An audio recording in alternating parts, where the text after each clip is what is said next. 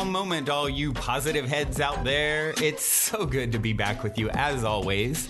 If you're new to this podcast, of course, we are super happy to have you here, and we just ask that you bring an open mind and an open heart to your listening experience, and to be prepared to explore vantage points that I'm convinced will help shift or solidify your current understanding of the ultimate nature of reality. While listening, you will be exposed to inspiring, empowering, and unifying perspectives that I'm highly confident will yield stellar results in your life if you opt to try them on for size. Also, if you're a longtime P-Head listener, you know I have been diligently working on producing episodes for my new late-night style, consciousness-elevating video talk show, Optimistic. Well, after a year plus in the making, I am thrilled to announce that we will be releasing Season 1's episodes weekly beginning March 15th, and I'm asking for your help to spread the love and to let your friends and family know about Optimistic when it's released. In exchange for taking a minute to share our Episode 1 teaser video on March 15th, or whenever you're hearing this, up through the end of April, we're giving you monthly memberships to not one, but two consciousness-expansive online content portals from two of my very favorite teachers and healers that are valued at over $50 a month, as well as entering your name into a drawing to win a free week at the Mystic Manor for a retreat immersion valued at $2,950, where the winner will be chosen in April. Otherwise, if you're interested in hearing more details about the rewards you'll receive for supporting, we'll send you a video that goes into detail when you text the word Mystic to the number 22999. You can also go to optimistic.tv to see several other videos, including the Optimistic show trailer and two videos that discuss the week-long retreat immersion, as well as details of what the Mystic Manor immersion entails and how you can book a week to come stay with us even if you don't win the raffle.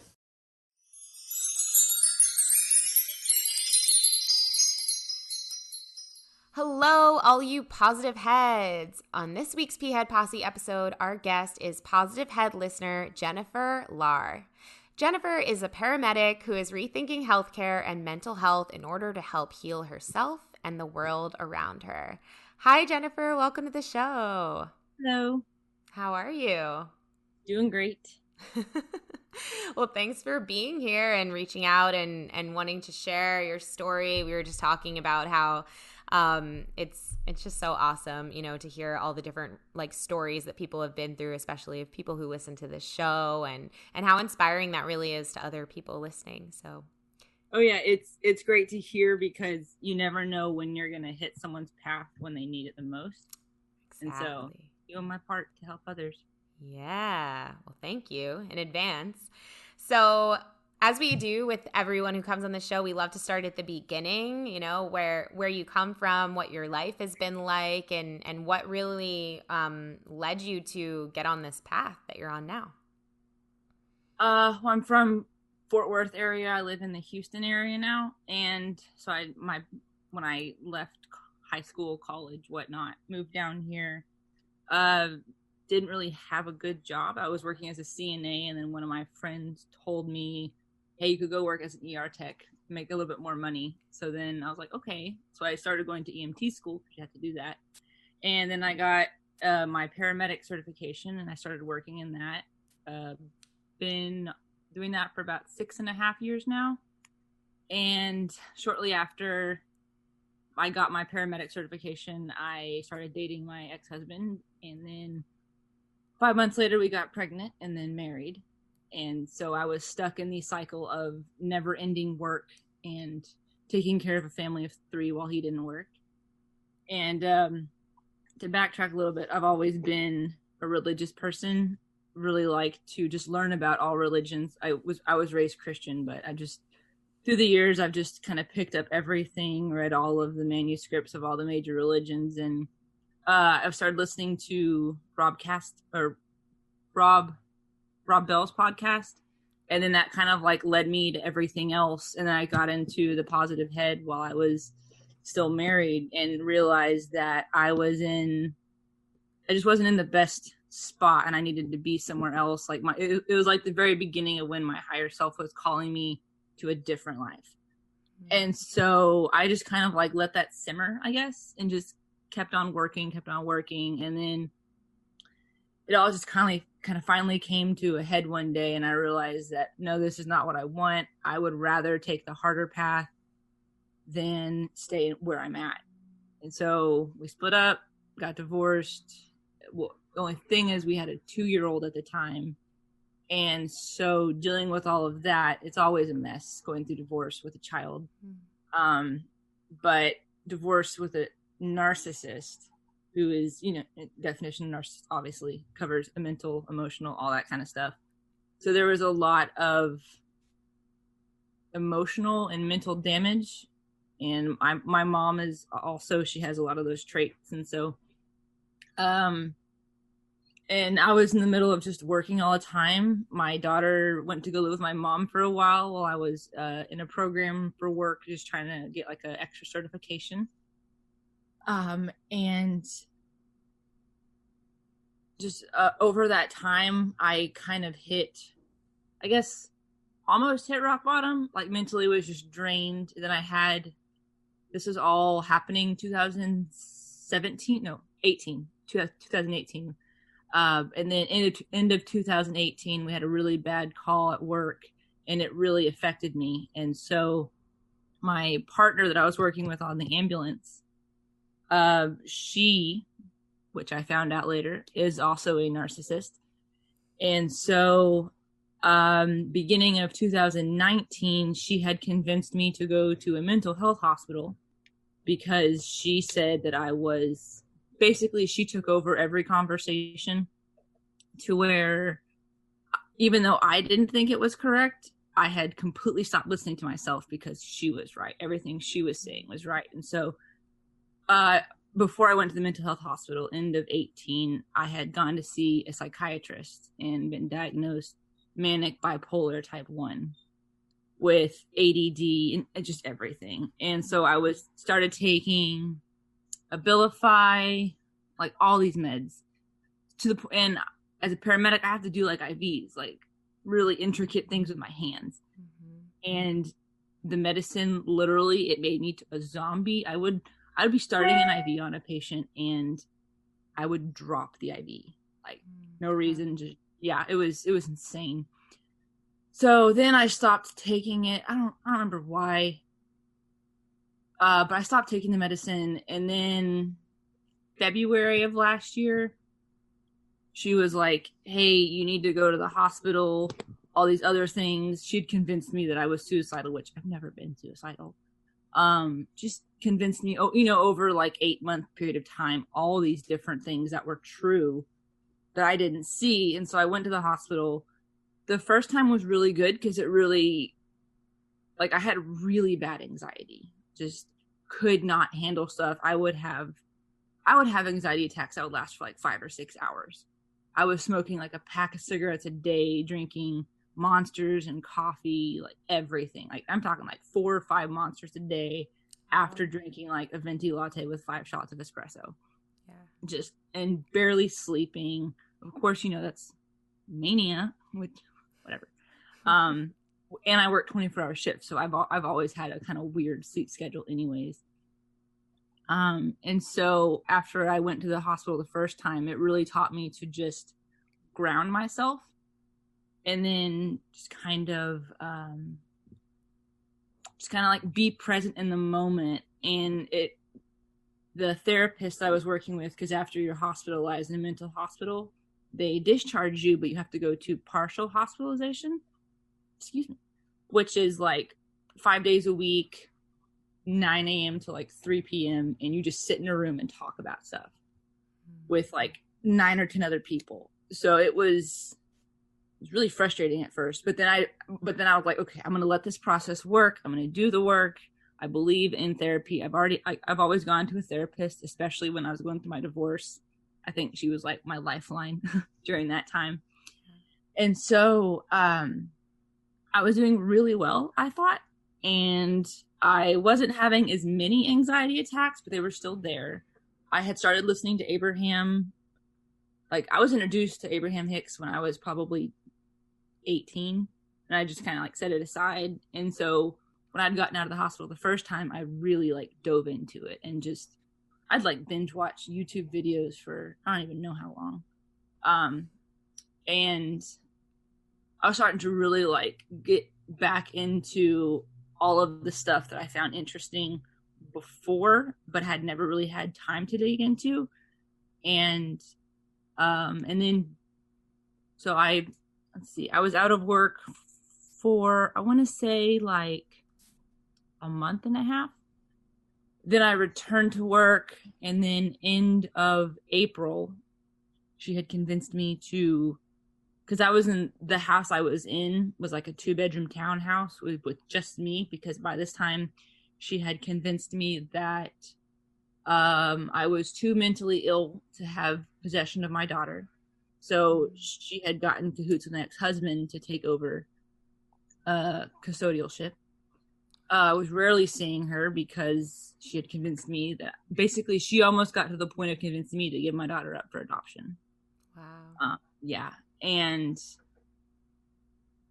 that was like the almost the lowest point.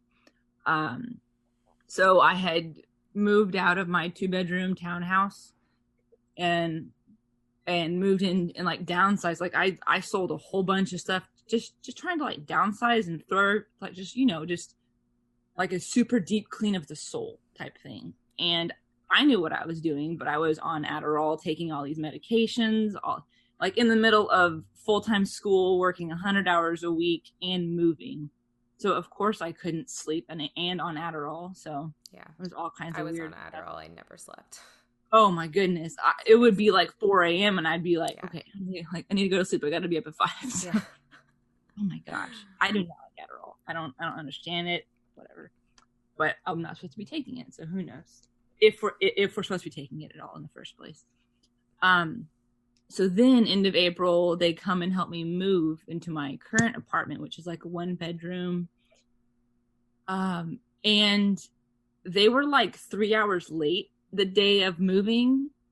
And then, so I was like pissed. Like I myself had filled an entire van of stuff and they were 3 hours late and then blamed it on me. They helped me. Like we finally got the van loaded, got over to my new apartment, unloaded the van, and they locked me in my apartment and were saying that I was in mania psychosis. I had borderline personality. Like for some reason, this non-clinical psychologist was diagnosing me with like all these mental health issues and all this stuff. Like I was standing in my apartment, like sobbing, and they're like, "You have to go to the mental health hospital again. We're taking you. You have no voice." And at that time, I'm like, I don't even know which way is up. Like, wow. Yeah. I've been saying everything I've been doing in the past couple of months is a complete lie. Like, I don't get it. And they were saying that like the chief of police, because I'm a paramedic, I'm really good friends with all the police officers and firefighters in the area, and that like the chief of police saw me do something just super out of my character. And so I was like, when someone pressures you that hard, you're just kind of like, okay, like whatever, I'll go with it. So I went there, and like the second they dropped me off, they left and like pretty much abandoned me and took my phone and my car keys. So I kind of, and they almost like didn't, because you have to go through like the intake process initially. They almost didn't take me at first, and then I don't know what I would have done if they didn't, but luckily they did. And so I was there for 8 days. And in that time, because she had convinced me that I shouldn't talk to my mom, which was actually really good because my mom is not a healthy person to talk to, but that she was the person the doctor would contact for any questions. So she told the doctor that I was, let me see, I want to get it right just because it's so ridiculous. Like $2,000 in debt, or sorry, my bank account was negative $2,000. I had spent like $1,000 on Amazon. I had planned a trip and all this stuff, which was true, but like I had financially already like set it up and wasn't really worried about any of it because it was all, it's just like, come on, girl, like really, and then she told the doctor that I was severely suicidal, going to kill myself. She was constantly concerned that they were going to have to send a police officer to my apartment to do like a welfare check and make sure I was still alive. And I'm like, none of this, but I didn't know what was going on. And I was just like in tears for like a week. And then the doctor told me all this in one of our like meetings, because when you're in the hospital, you meet with the doctor every day. I was so mad. And it is not fun when you're in a mental hospital, seething in just anger. You can't go crazy, because then they're like, oh, well, we're going to sedate you. And I was just like, just leave me alone for like 4 hours. Like, just go away, because they're not going to let you smoke, because it's not smoke break. And that's how I used to like deal with all of it. And so I was, I never knew my amount of restraint for anger until I was there. So then I got out of the hospital, looked at all my like bank statements, everything, realized everything was a lie that she had said. She almost tried to convince me to give up my paramedic license, which is my lifeline, because it's, it's the only job I've had for the past 6 years. It pays all my bills, and I'm an adult. You kind of you can't just change careers in a day. It takes a while to kind of go over that. So,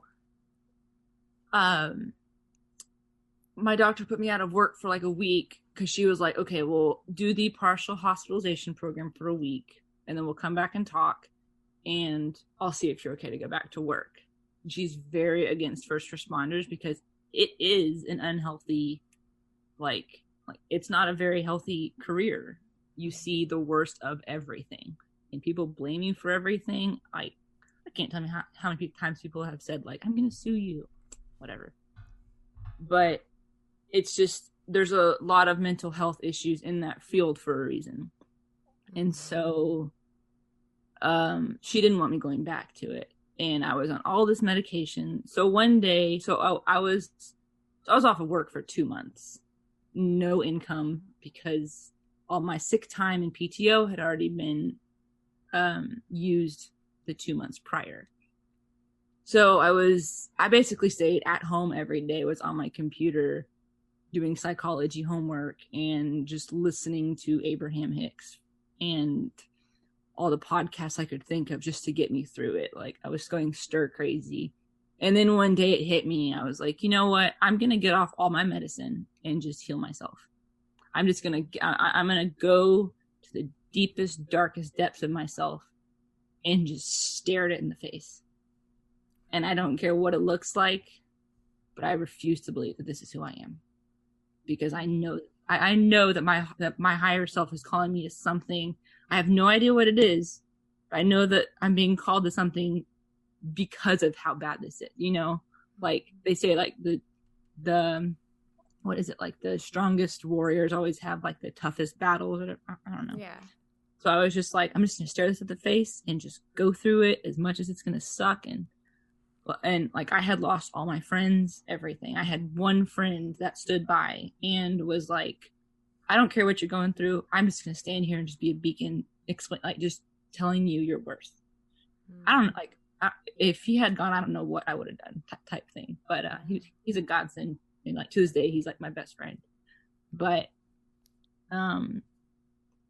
so it was funny. I went to go get cleared to go back to work, and I told my doctor I had been off my medication, and she's like, okay, you're fired and you're not letting me be my patient anymore, and all this. It's just like, I never needed it in the first place. You just wanted to drug me up. So that was, I want to say end of June. Yeah, because I started working beginning of July. And since then, I had to prove they put me in a different position that I did not like at all, but I was like, okay, it is what it is. Like, I'm just going to go with it. And, on my way to work one day, and this is when I really like 100% got into Abraham, and was just all the time listening to Abraham Hicks, just constantly, because I'm like, I got nothing else to listen to. I'm trying to rebuild my entire self, from the ground up, because at one point I was like, okay, this is rock bottom. The good news is I can only go up from here. I can't really go much lower, because I didn't know if I had a job or not anymore. So I just started listening to Abraham Hicks, and I was like, I set the intention, and I just stayed positive. And within 6 months, I got my job back, got my position back, started nutrition school, which is something I've been putting off for years. which I'm so glad I did, and I absolutely love. And a couple, beginning of November, I believe, I was like, okay, well, I have reached all my kind of like short-term goals, but now longer-term goals, or, like new short-term goals. And so, yeah, now I'm in the middle of those new short-term goals. So, wow. Pretty great. Awesome. That's quite a story, quite a journey. It seems like you had like a real dark night of the soul. Yeah, when they say dark night of the soul, it is no joke. And it's not like night, it's not month, it's like, hey, you're gonna have a really hard like 6 months. It's not gonna be easy. I love the Facebook thing that's like, when a girl's going through her red hair phase, just don't talk to her. If that's not the truth, then I don't know what is. And before we continue on, I'd like to take a quick moment to announce to you guys that we have a new sponsor of the Positive Head podcast, Mack Weldon. As you guys know, I've been very selective about sponsors over the years, only working with a select few that I truly align with. So when Mack Weldon first reached out to me about sponsoring Positive Head, and I saw that they were claiming to make intelligently designed men's basics such as underwear, socks, t-shirts, sweatpants, made from premium fabrics that are also super comfy, I was intrigued. The reason being is because the running joke in my family my whole life has been that you will never see me in anything that isn't super cozy, which, if you ask my mom, has led to many, many embarrassing fancy restaurant dinners with me wearing old sweatpants. So I was intrigued enough that I ordered 4 items to try them out. And when I received them, I knew I had instantly found a new favorite go-to for my basics. My mom is going to be ecstatic to hear their claim that their Ace sweatpants are a modern upgrade for your favorite sweatpants. It's a totally legitimate claim. They are definitely way more comfy and stylish than my old ones, and I've never looked better at dinner. I intend personally to order them in every color, and of course, since they are super high quality, they do cost a little more than your Walmart standard basics. However, luckily for all UP heads, they are giving all Positive Head listeners 20% off when you go to mackweldon.com and use the code POSITIVEHEAD, all one word. That's spelled MACKWELDON.com. I highly recommend trying them out or ordering them for your partner or spouse. You have my 111% guarantee that your mother or mother-in-law will thank you profusely at the next family dinner.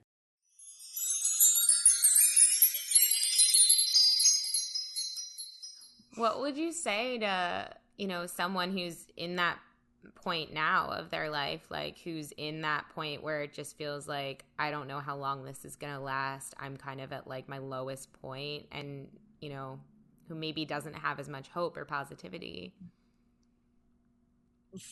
Find the thing, because everyone has like one thing, right? Everyone has like that one thing that's like, okay, I can just listen to this and it puts me in a good mood. Whether it be music or movies, whatever. Everyone has that one thing, or else, whatever. But my thing would be just focus on that one thing. Like, make it your world. Because when you're in that spot, you don't really have anything left. Like, you're literally at the rock bottom. So just make it like me. I don't know how, but Abraham Hicks started just coming into my life. And I started just like YouTubing like Dark Night of the Soul and just watching like all these YouTube videos about it. And incessantly, like, just, I think I actually got the membership for YouTube, so I didn't have to like listen to the commercials in between, and would just listen to like hours upon hours of just positivity. So much so that it actually, because, they say that everything in your brain can be rewired. You just have to do the time, kind of like you have to take the time to realize, hey, nothing happens overnight. I didn't get in this position overnight. Even if it might seem that, hey, this happened really quickly, it was story leading up to story leading up to story. Nothing happens overnight, and it's all for your benefit. So as hard as it is, just imagine yourself being that strong on the other side and just keep going. Yeah, keep going. Yep. How did you, I'm curious about too, like, since you so what is your perspective on like all the medications and mental health? Because I mean, what was that like? Like, how did you know that you didn't need those anymore? I mean, I think a lot of people who listen to this podcast have like a very holistic perspective. Right. Yeah. And then there's also like certain cases, which you're probably more like familiar with in your work, right? Like I've seen cases you're just like, no, you didn't be on meds like every single day. Yeah. You know, but really it's like everyone knows that inner calling to higher self. Like everyone that like usually like listens to like this podcast knows that inner calling, or that like until you get really familiar with it, that voice is so quiet. But you can still hear it. It never goes away. Never. And it is, the only way to describe it is just love. Complete, just like all encompassing love. And it will always come to you in your best self. So if that voice is saying, you don't need this, like you truly don't need this, it's going to be hard because, you know, all those drugs, you have to detox from them. You know, they don't just, and the detox sucks. Like I've seen people go through, and like mine wasn't really so bad because I'd kind of weaned myself off of them, but like I've seen people go through some serious detoxes from medications, and you have to just go through it. Nothing's easy. Like there's no one quick fix all method, but like if you know in your heart of hearts, like I also looked back to the time, I guess my most happiest time before all this stuff started, and I was like, I didn't need medications back then, and I was fine. So like I would say, like if you're stuck in that, like, do I need to take medications, do I not, think about the time way back in the past, however long it was, before you were taking them, when things were good. Not like, hey, I was at my happiest before, blah, blah, blah, but like things were good. You remember, hey, I could function fine without him.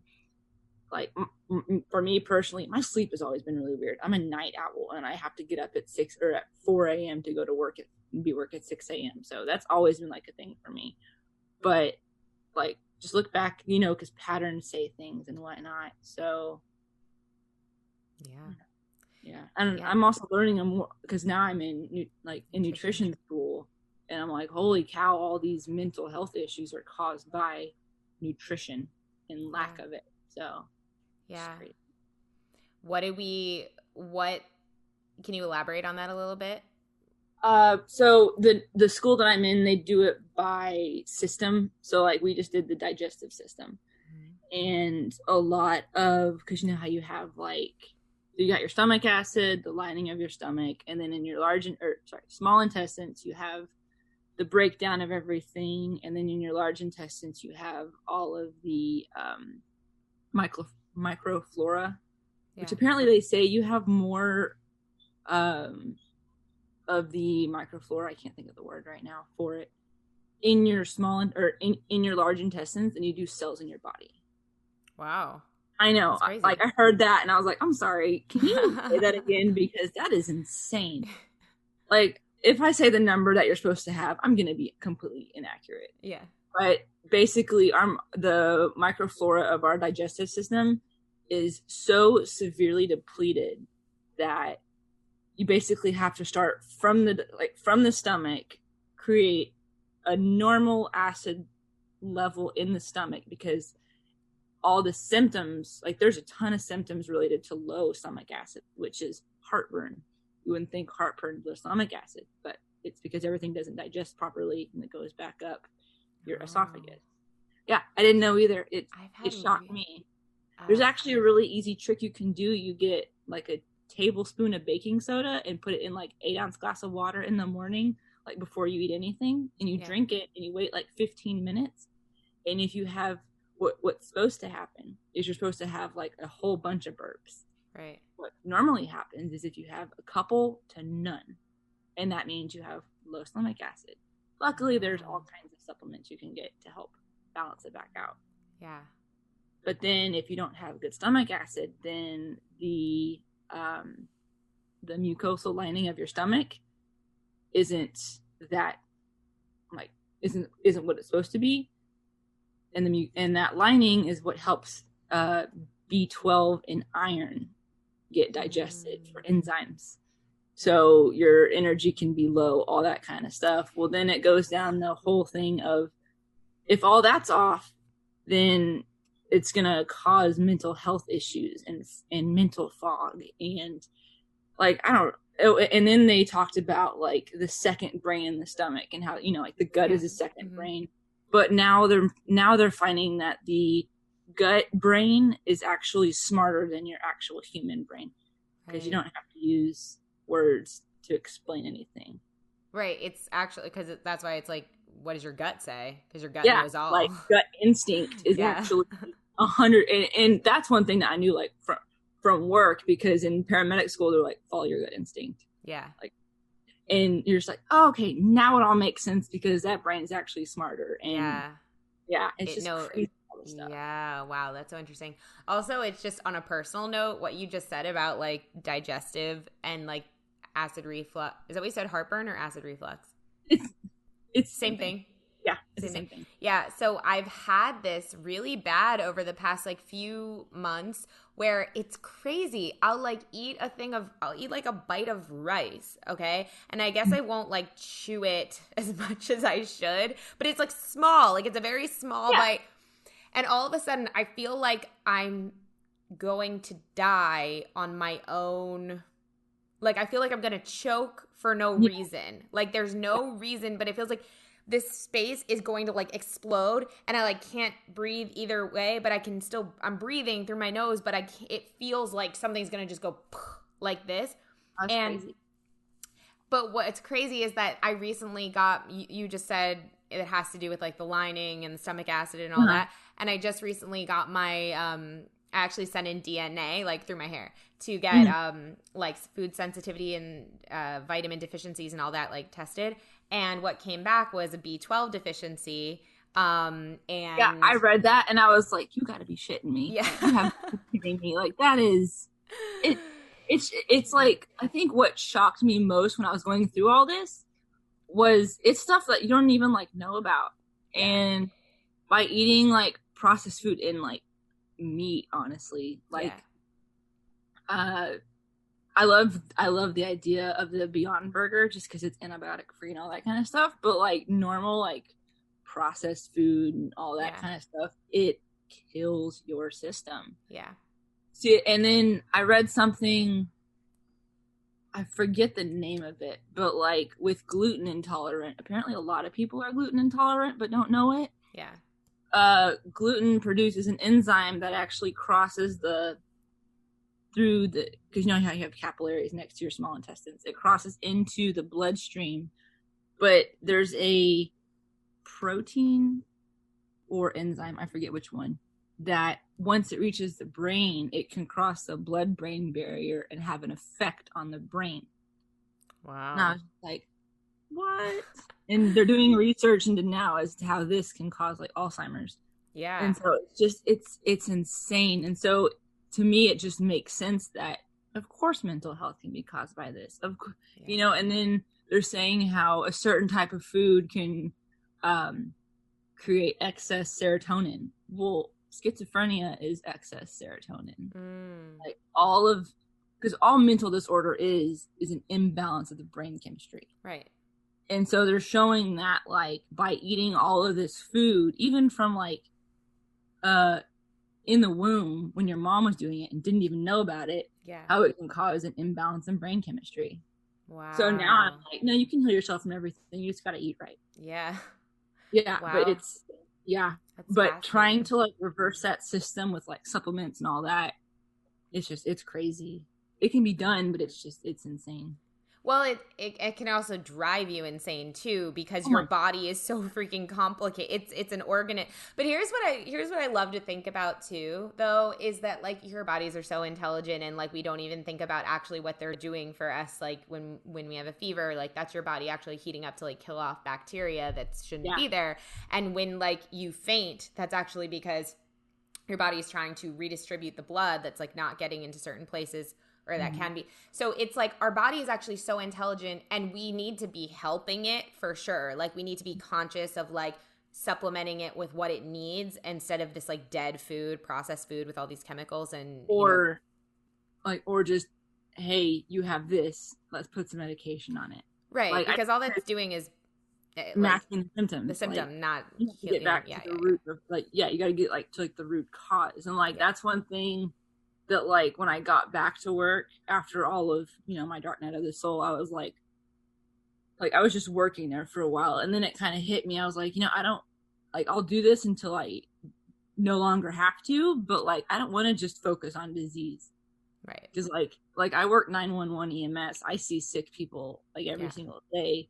And some people are like, oh, well, I take a couple medications, and you look at their like tub, like, that's full of like 20 medications, and you're like, oh my goodness. Like, that's not a life. Yeah. I actually saw this great Netflix documentary. It's called Heal. And I saw that too. I loved it. It's so good. I was just like, oh my gosh, I love this. Yeah. But it's just, it's crazy how, the body's natural response is to go back to its normal. Yeah. Homeostasis. Yeah, exactly. A lot of people don't know that word. Yeah. Well, and I also, I love to think about, it's so crazy because when we get a cut, right? Like, what does our body do? We know this. We believe this. We see this. Our body automatically heals and puts those two pieces of skin back together. Yeah. But so why do we believe that on a larger scale it can't do the same? You know what I mean? Like, it's very interesting. But anyway, I think that, there's the nutrition is huge. I love what you shared there. That's very interesting to me. And I could talk about this stuff all day long because I freaking love this stuff. Maybe you should start a podcast about nutrition. I'm sure, like, because part of my new venture is like juicing. Like, actually, like most juicers, like you look at your pulp and you're like, half of my juice is in this pulp. Yeah. Like, this is ridiculous. So this Christmas, I was like, I'm buy myself a cold press juicer. And now I tell everyone that my relationship is with my juicer because I bought the juicer, and the pulp is like bone dry. Wow. And all I've been doing for the past week is like juicing. And I'm pretty sure all my work friends are like, can you just stop talking about juicing? Yeah. Like, I don't care. But it's funny because like, and especially like because I guess I've been in EMS so long, I don't really think about what other people do. But in our field, like, you eat really fast because you work 24-hour shifts. Well, you're actually working and doing something of that for like 20 hours of that. So you're constantly drinking sodas, constantly eating unhealthy fast food, like not drinking enough water. And so like all my friends are just like, hey, I have this problem. Hey, I have this. And I'm like, I know how to help you. Yeah. So it's pretty cool just kind of how everything is like kind of showing up. So yeah, it seems like it. Mm-hmm. Oh, I love it. Well, like I said, we could like nerd out on this all day long probably, but we have to wrap up in a few minutes. But I don't want to let you leave without asking for what we love to talk about here on this podcast, which is stories of synchronicity or manifestation, anything that, feels like something magical to you that you like sharing. So I started like really getting into like the whole numbers synchronicity. Yeah. Like everyone's like, oh, there's so many different kinds. I'm like, I don't know. All I see is like triple numbers everywhere, like, or double numbers or something of that form. Like I'll look at the clock and it's 4:44 or 5:55, like every single day, and I'm like, that works for me. And so, I was like driving to work, and it was like a 45-minute drive, and one day it was like, go buy a lottery ticket, and I was like, okay, fine, like whatever. And well, granted, I didn't win the lottery, but what it did was like opened up, because you're like, oh, I have money, new ideas, just the fact that new ideas can like just start to come to you. So then through the process I started thinking of, oh, well, I could own my own nutrition business and start to help, and then actually get out of working in my field and get off the truck full time. And so I just stuck with that, and I made it my goal to literally just feel as good as I could every single day, regardless of how I got there. Just became like my goal. That was, I want to say like middle of October.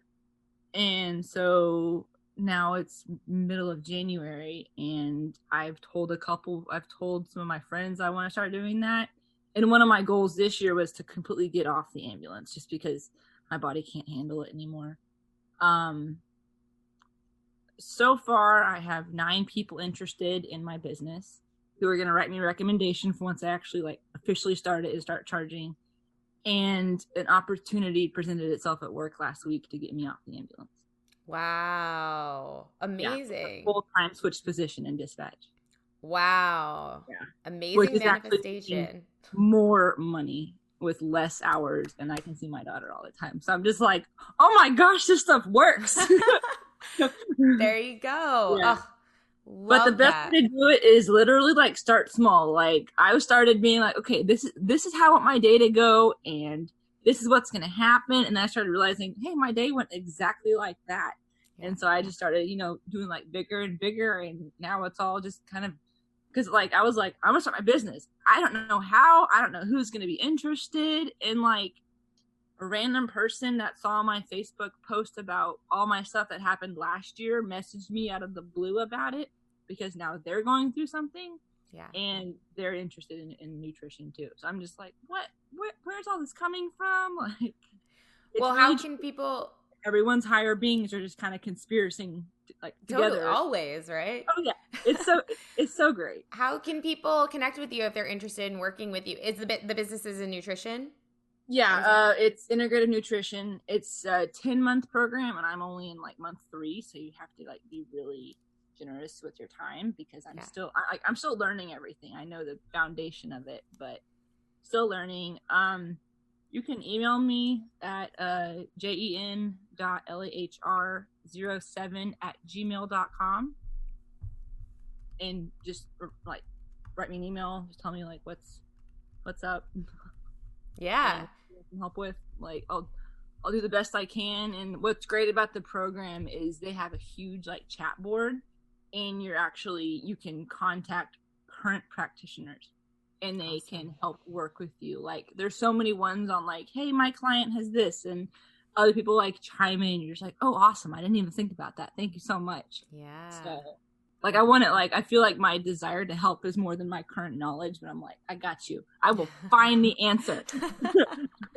And if not, we'll figure this out together. I mean, that's honestly all someone can ask for in working with someone who's just dedicated to help them and to put in effort and to find, and to advocate for them. So I love that. If you're listening and you feel you're resonating with this, definitely reach out to Jennifer. She's awesome, as you can hear. And is there anything we have to wrap up? But is there anything else in this last 60 seconds that you feel really called to share? Just know that whatever you're going through, you are bigger than the situation, and that spirit is always, or whatever you want to call it, higher being, self, whatnot, always has your best interest at heart and loves you regardless. Yeah. And we love you. So thank you for listening. Thank you for being here, Jennifer, and sharing all of your wisdom and your story. Super powerful. And I hope people listening really resonate with it and know that they're not alone, like you said, and that they are capable of big things. So we love you all. And until next time, as Brandon says, journey well. And if you're feeling the call to come for a week retreat-style Mystic Manor immersion, remember to go now and book your time to speak with me directly about stepping into the optimistic vortex at calendly.com/talkwithbrandon while there are still spots left. Otherwise, I look forward to co-creating magic with you at the Mystic Manor.